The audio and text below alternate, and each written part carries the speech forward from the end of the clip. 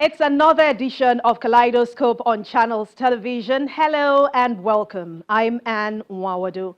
On the program today, we speak with three individuals making a difference in their various fields, from technology to tackling hunger with food, and then we switch to music. These three changemakers have their own stories. Once again, welcome to Kaleidoscope. The Gates Foundation, chaired by American businessman and philanthropist Bill Gates, holds an annual Goalkeepers event, which is a multi-year campaign aimed at analyzing the challenges and progress of the United Nations 17 Sustainable Development Goals and the way forward to achieve them by the set deadline, which is 2030. And for the first time, this yearly campaign came to Africa, well, Nigeria to be precise. It brought together changemakers from across the African continent, and I got to sit with some of them. So on Kaleidoscope today, we'll hear their stories. Some have expressed worry about the negative side of artificial intelligence, but one person taking advantage of the enormous potential and benefits of AI is a technical leader in artificial intelligence. He is the founder and CEO of Data Science Nigeria and Equalize AI, Olubayo Adekanbi. We discussed the use of AI in sectors like agriculture, health, education, and more. Now, how do you use artificial intelligence to drive food sufficiency on the African continent? And when we talk about AI, actually, how has it improved the prosperity quotient for Africans? First, I think is understanding the broad concept of AI or artificial intelligence. So largely it's about understanding patterns and using those patterns to predict. And of course, if you can predict, then you can turn that into a product. From a food security perspective, it's all about using AI to understand the entire agricultural value chain. From simple things as what is the best soil type that can give me the best yield? How can I avoid or prevent pests and all that? AI can be very precise in helping us to even know how much fertilizer to use, how much pesticide to use, which of course means that I can almost predict when my harvest will come. So which means that we can reduce wastages as well, because AI can almost predict at almost a square level of how much yield you can get. So with that understanding, it means agricultural practice will be more effective and more efficient. Beyond that is also AI ability to help us understand the best seedling configuration that can give us optimal outcome. With the emerging technology in AI and agriculture being blended together, we're seeing possibilities where we can use AI to improve crop science and outcome as well. Also to talk about climate science, also the ability to drive what we call smart farming or climate-friendly farming, where we can use our understanding of remote sensing and geographical data to support environmental-friendly farming, where we can use AI to understand, what will happen, how much, rain will come, how much will weather inform outcome and all of that. So the integration of those disparate data sources will make a farmer to be more informed in both practice and of course the marketing and of course the yield. And with that, we can ensure food security, making sure that food is available on time, and of course the farmer is earning much more because they are using technology to optimize their yield and productivity in the entire value chain. As a founder of Data Science Nigeria, how can data be effectively used to track development, especially when we're talking about sectors like health? Like we always say, anything that you cannot measure, you cannot manage, and you cannot improve. We need to know where we are, where we have been, and where we want to be. Data is a signpost that leads us on that path, and that's why it's light.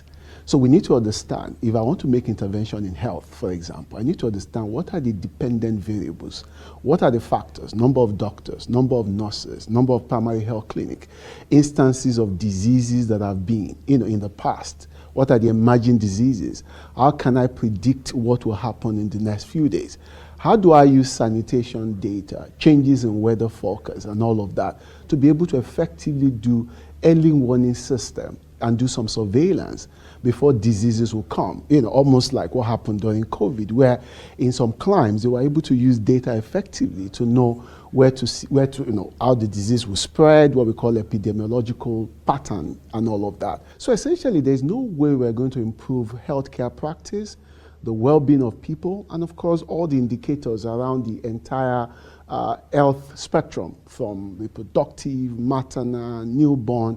We must have data. And when those data come, they must be integrated together, because data does not work in silos. Data A must speak to data B, must speak to data C. We call it triangulation. So it is the integration of these independent data that allows us to find patterns. And if I know patterns, then I can plan more effectively. I can drive what we call evidence-based decision making. If I understand that there are more kids being born in a particular area, then I can provide antenatal coverage services in that area, rather than an area where we don't have, we have more adults. So if they're adults, I provide more adult healthcare centers in those locations. So with solid data, planning becomes effective. Resources are effectively distributed to serve the people that need it most. And thirdly, we can do more proactive intervention, because if I'm getting symptoms in certain areas, then I know that I should plan for disease A, B, C, or D, so that before it happens, I have my emergency system ready. So when it comes to strengthening the health system to be able to address surprises or shocks or emergency, it takes data to be able to do that. So when you look at the entire health spectrum, you see that data becomes a critical enabler in ensuring that we drive effective health outcome, because data gives us insight, both the past, the present, and is a light post to the future. When you talk about the younger generation, especially students, how can they turn their academic research into innovative startups or social enterprises which are aligned with the Sustainable Development Goals? I think one of the things we need to start doing now, and we need to do it as a matter of emergency, is to begin to educate our next developers on what they need to build.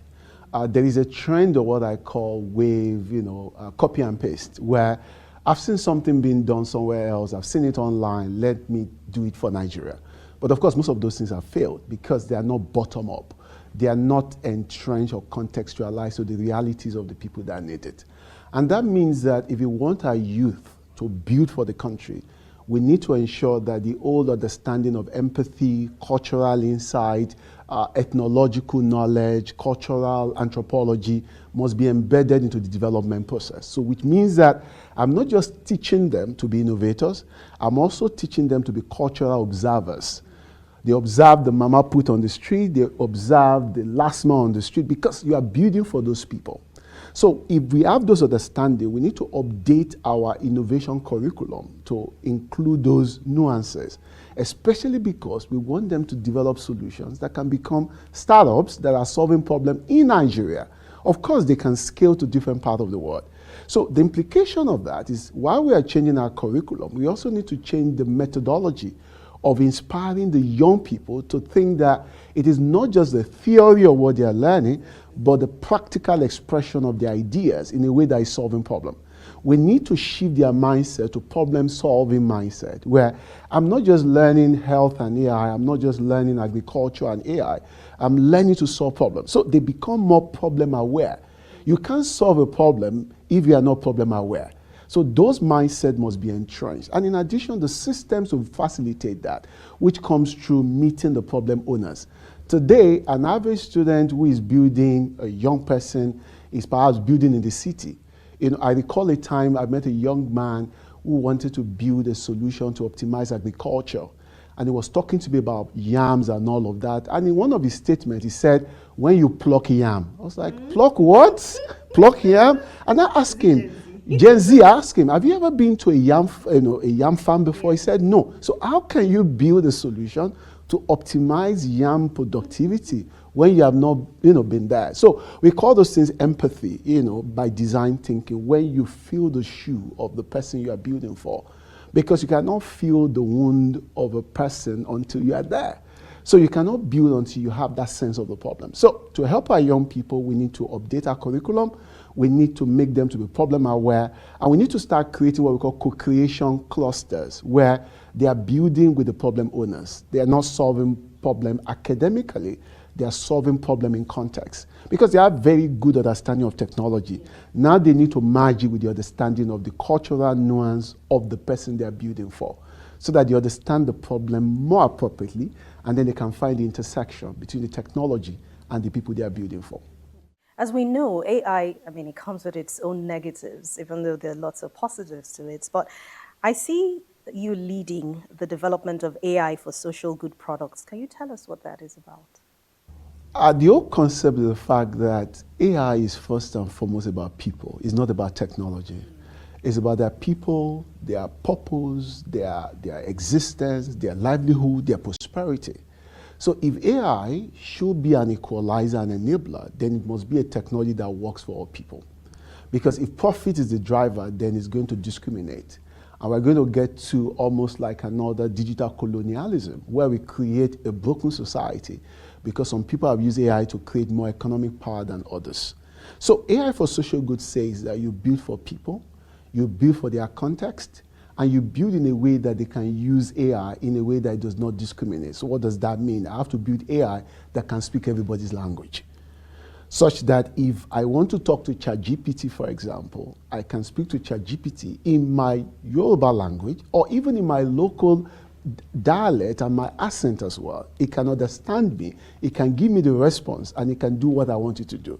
That is AI for social good. But in commercial sense, those may not make commercial sense to people who are building to sell. But in AI for social good, we are talking about the mass impact of AI in driving economic outcome and, of course, improving the livelihood and welfare of people. So that is what AI for social good is all about. It's a different mindset, and it takes a lot. So number one, we have to build on a technology that is used by these people. If majority of them don't use smartphone, then I need to build AI that can work on feature phones. How do I use SMS, for example, as an activator? Or how do I use voice as an activator rather than expecting them to be able to type? How do I speak in the language that they understand? And how do I make AI to be more intuitive, that even before they ask questions, it almost knows what they want? So I imagine an old woman of 80 years who needs to do banking transaction, walking to an ATM somewhere in Yenagoa or in Sokoto or in Ogbomoso, and can speak to an ATM. An ATM can look at a banking transaction and advise her on what to do and what not to do, what to spend money on and not to spend money on. That is where we're building AI for people, AI that can drive, equalize possibility and drive inclusive prosperity for all. As someone who has held C-level executive roles in advanced analytics, innovation, and of course data strategy, is AI really the future? Indeed, I would say AI is the future. And the factors, we came through sequence of evolution as a people, and we live in a dynamic world. Things are emerging. The same way first industrial revolution came, second, third, we're now in the fourth. And AI is providing a strong catalyst. But what is more important is the fact that AI is bridging infrastructural gaps for Africa.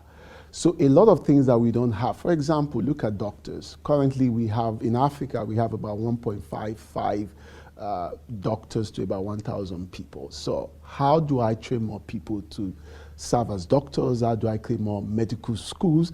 Those will be very difficult to do. But the entire knowledge of 50,000 doctors can be codified into sequence of instructions, localized into local languages, and I can put it in the small smartphones. And these can be available in most rural community where anyone with basic knowledge can interact with this system and provide basic diagnostic services. That, for me, are the possibility of why we say AI is the future. So it bridges infrastructure, that gap. It makes services more accessible to people, even education as well. Learners want to learn in their local context, in their local languages. AI makes learning more personal, more adaptive, more context aware. AI can understand what you have learned before, what is the best part to learn the next thing and all of that. So indeed, AI is the future. While we recognize that AI may be weaponized, we may get to a point where certain boundaries may be broken. But now we're now talking about responsible and accountable AI practices, where we are learning how to control AI codes, how we unbox the algorithmic system that power AI to ensure that we teach you to recognize ethics, to recognize cultural biases, and of course teach you to recognize discrimination so that AI can begin to become more responsive and responsible in its modeling process so that we build AI that is truly by the people and for the people and serving people's interest as well. And this for me is consistent with the effort being made by Gates Foundation around building the first ever Nigerian local data set so that AI can start speaking Nigerian languages. So as I speak to you, Gates Foundation is working with local players in Nigeria, like our organization, to collect African speeches and voices in local accent and dialects so that we can train AI to learn it and we can make it available to innovators who want to build voice-based solutions that can solve a lot of problems from agriculture to health to financial inclusion to make the world an equal world for everyone. We're not done yet. When Kaleidoscope returns, we'll turn our attention to food and music. Please stay with us. Welcome back. You're still watching Kaleidoscope right here on Channels Television. Our next guest is someone who is trying her best to ensure the achievement of most of the United Nations Sustainable Development Goals. She is Wariwa Njiru, a Kenyan social entrepreneur and nutritionist. She is the founder and CEO of Food for Education, which is a non-profit organization dedicated to providing affordable, nutritious meals to public primary school children, primarily in Kenya. Well, her work aims to combat childhood hunger and its impact on education with a vision to expand school feeding programs across Africa. Njiru has received global recognition for her work, including the Skoll Award for Social Innovation, the Elevate Prize, and UPenn's Lipman Family Prize in 2024.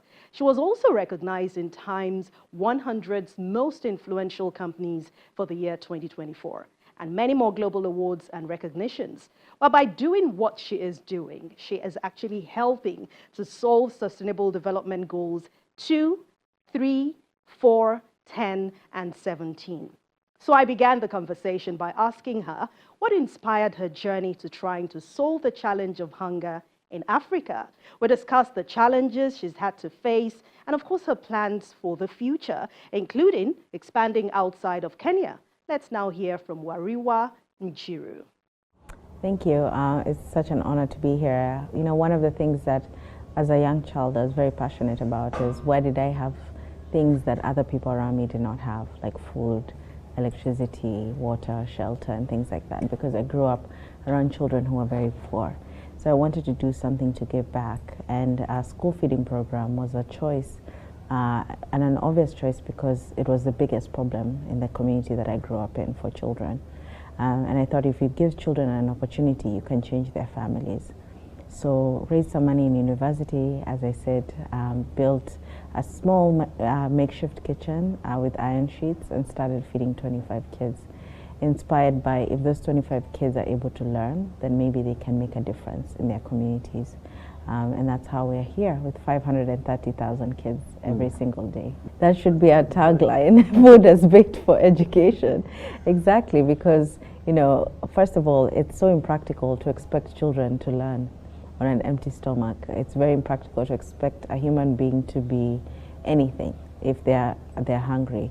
You put them in the nicest class with the best technology in any kind of room, but if their basic needs, which is their stomach, is not filled, then they're not able to do anything. Nothing can go to the head. And so that was the first thing in terms of the bait, getting them to the school. They're satisfied, and now the teacher can say something and they listen. I think, you know, one of the challenges we've had is a lot of times when African organizations are trying to do something, it's very hard to get the support that you need. And, you know, it took us 13 years to get to where we are, right? A lot of those years it was writing applications, getting rejected, getting a lot of rejections, a lot of no's. But then the ones who said yes were, you know, partners who believed in what we were doing, parents who believed in what we're doing. That's why they contribute that subsidized amount for the meals, and also government that believe in what we're doing. And so it takes a while as an African organization to set up and to pick up, and it shouldn't be like that. You shouldn't have to take so long because we have the ideas, we have the ability, and with the right support, we can do something like what Food for Education is doing. What next for us is we want to make sure that the school feeding industry, and the school feeding economy continues to grow in Kenya and across the continent. So we're looking at expanding to new countries outside Kenya and working with governments and partners who are interested in making sure that the solutions that we're growing for us are made by us and they're working for us. Well, food for bait indeed. As long as it solves the problems of education on the African continent, we are always going to support her. And on the final lap of Kaleidoscope today, they say where words fail, music speaks. Music is quite powerful. As people listen to it, they can actually be affected. They respond. So let's speak to someone who has used her music to communicate the need for unity, change, and development on the African continent. Born Aitwaje Irobe, but known professionally as Waje, she is a singer and songwriter who launched her music career in 2007 and has since released several songs, including collaborations with other artists. Well, Waje performed at this year's Gates Foundation's Goalkeepers event, which was held in Lagos, emphasizing the need for Africa to unite for its survival. But before we check out that performance on the survival of Africa, I began the conversation by asking her if she thinks Africa is threatened, why she chose the song, and of course, how she prepared for that performance. Let's now hear from Waje. Ones who see the bigger picture, I don't think I would say that Africa is threatened. I think that Africa has so much to give right now, and the world is beginning to see that. And if you notice, there's this sudden need to collaborate with Africa. You hear how the global market is, or Kenya is booming, in terms of their space in the global market. So Africa, we're not threatened. We're actually saying, bring it on, we're ready. I think the choice of the song in itself is to remind people of who we are. We are resilient. Sometimes I don't like using that word, to be honest, but for lack of a better word, I'll say we're resilient. We're very innovative, and saying Africa go survive is pidgin parlance, but it simply means that we're here and we're sticking together, we're figuring it out. The theme is Africa in motion, and we're actually going in motion. It may not look like we're doing a lot, but we're not where we were 10 years ago. So, yeah. If you just even look at my industry, it's a great example of Africa in motion. We're literally global ambassadors to what we have, the raw material, the talent that we have in Africa. All of that isn't exactly my job in terms of everything that we had to do. So shout out to the team that, the production team that we had behind us. They kind of made it easy for us. For us, we started with conceptualizing it and seeing how we could incorporate our own songs, because the part I sang was a song from my very first album, So Inspired. So it was interesting, merging that with Africa Go Survive. So there are so many moving parts of it that, was very important to get right. So it was a great, let me do Igbo where I defined. It was great learning process for all of us. Sometimes you bring something to Alpha, but you're learning as well. And singing it over and over again just kind of reiterates the message and the whole point of why we're here. So. Even if I fall or stumble, even if you cause me trouble, I won't let it get to me. I won't let it get to me. Even if I fall or stumble, even if you cause me trouble, I won't let it get to me. I won't let it get to me. I'm so inspired. I'm so inspired. I'm so inspired. I'm so inspired. I'm so inspired. I'm so inspired.